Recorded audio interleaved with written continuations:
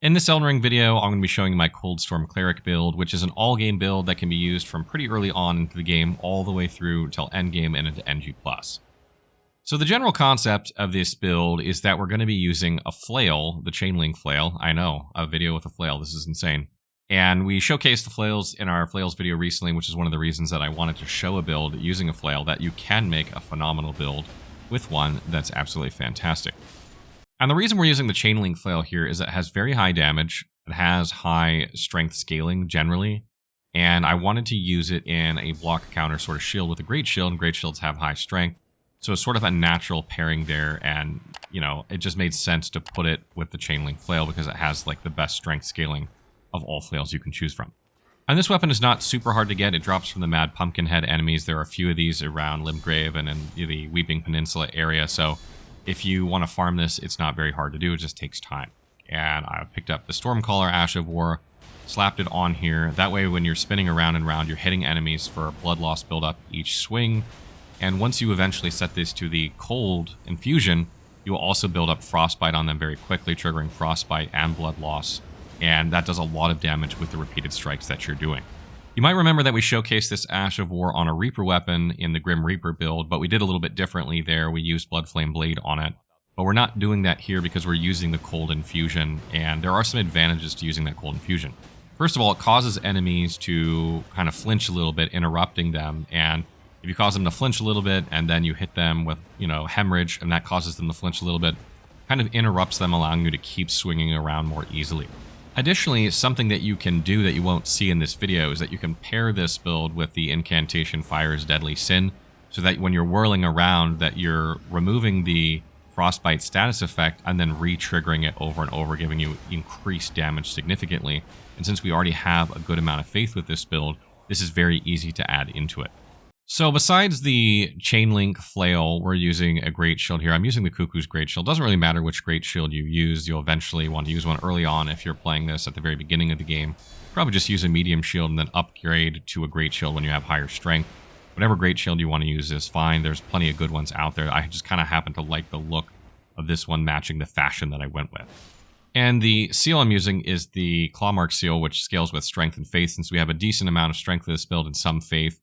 But I'm really only using Golden Vow and Flame Grant Me Strength here, so it's not super important which, seal you use unless you're planning on using other offensive spells or maybe some heal spells or something like that.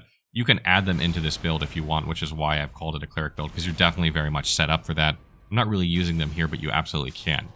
And for armor, I have the Mirai Mask, the Noble's Traveling Guard, and 2 pieces of the Scale armor set for the look I'm going for. I kind of wanted this, cleric-y look that was like a mix of cloth, like white cloth and armor, and I used the Bull Goat's Talisman in order to get over the 51 poise threshold. If you were min-maxing, you would have some heavier armor and you wouldn't have to fill a Talisman slot with that, but I kind of going for fashion here, so I did that. Other talismans I'm using for this build are Shard of Alexander to further increase Stormcaller damage. You could use Warrior Jar Shard if you're just starting a playthrough in order to get that 10% damage early on and you don't mind killing Alexander the Horror, but that would, you'd be able to use it the whole game. Whereas if you're doing a New Game Plus playthrough, Shard of Alexander is easily better. Other good talismans for this build are Millicent's Prothesis or Rotten Winged Sword Insignia. Both of these are really good for this build. You could even use Winged Sword Insignia and Millicent's Prothesis if you don't have both of them, etc. if no one dropped them for you. These are just good for repeated strikes, and Stormcaller hits over and over, so as you hit over and over with your Whirlwind, you're just going to build up your attack power, dealing more and more damage. I also have the Curved Sword Talisman here for increased block counter damage. We are block countering on regular enemies in order to, take advantage of the Flail's increased poise damage and range when doing block counters. We're also using a Great Shield because we have high strength, because Chainlink scales well strength. So this just works really well, increasing your damage when you do them. You could use the Dagger Talisman for increased critical strike damage when you follow up as well if you want. That is a bit further in the game to get. Other good talismans for this build, Ritual Sword Talisman is good if you're at full health, if you're fine, you're not taking damage, which is easy to do when you're doing block counters. You just let enemies attack into your shield most of the time, and then block counter them, stagger them, etc. You could use the Assassin's Cerulean Dagger to refund you FP when you do block counters in order to be able to use Stormcaller more often, etc. But you're primarily going to use Stormcaller on tough enemies. So primarily the strategy here is to buff with Golden Vow when you're fighting tough enemies or bosses to increase your damage. You can use Flame Grant Me Strength as well, though it's not going to be as effective in this build because If you're going with the cold infusion, you know, you're only going to buff like part of your weapon's damage with it. You're not going to buff the whole thing, but it still increases your damage, so it's not bad to have for occasions where you need a little extra damage. But typically, it's going to be Golden Vow before you go into, you know, a tough fight. And if you are using the Flask of Wondrous Physique, you're definitely going to want to make sure you have the Thorny Crack tier eventually. That also gives you increased damage the more you successfully attack.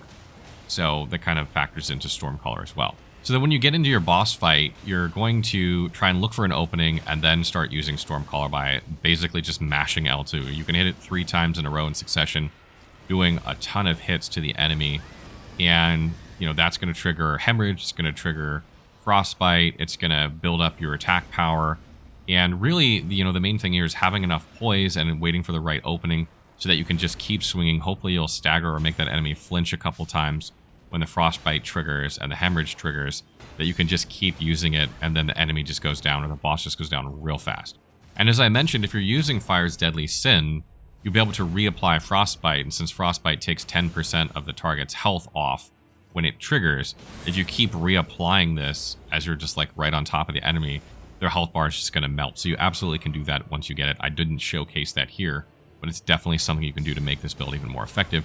And it's a bit different than the Grim Reaper build where we're focusing on like blood loss buildup almost exclusively and maybe poison buildup, where here we're really focusing more on like Frostbite, debuffing the enemy with that, and then triggering some blood loss as well.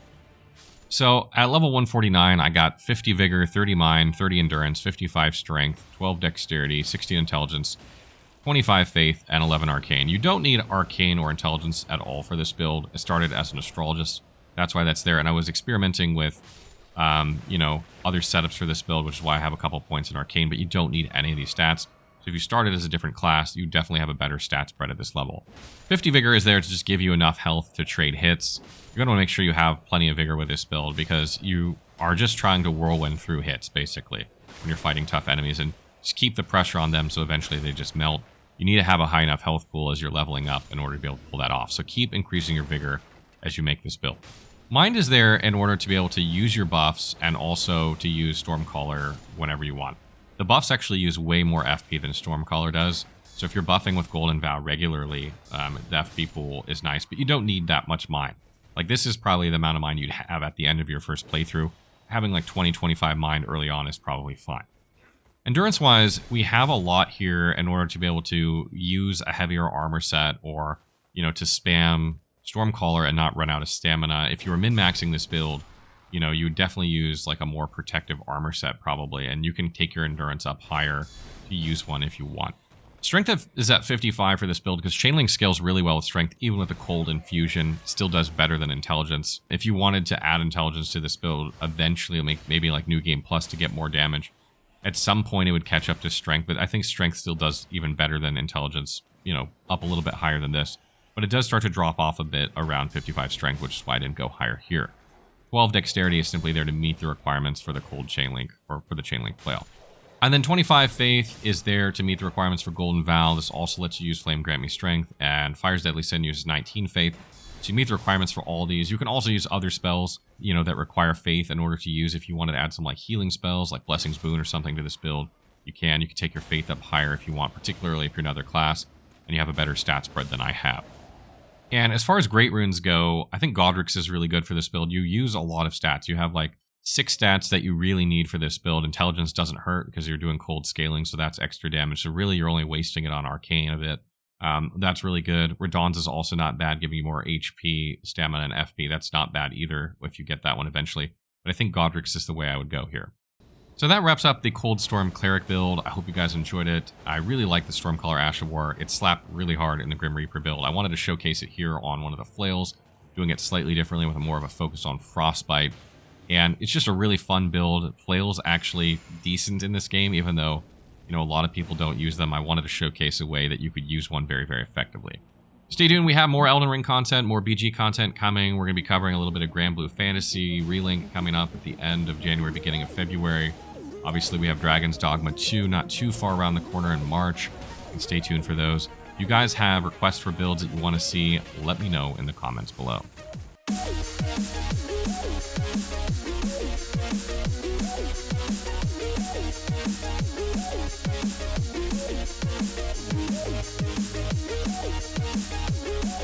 you.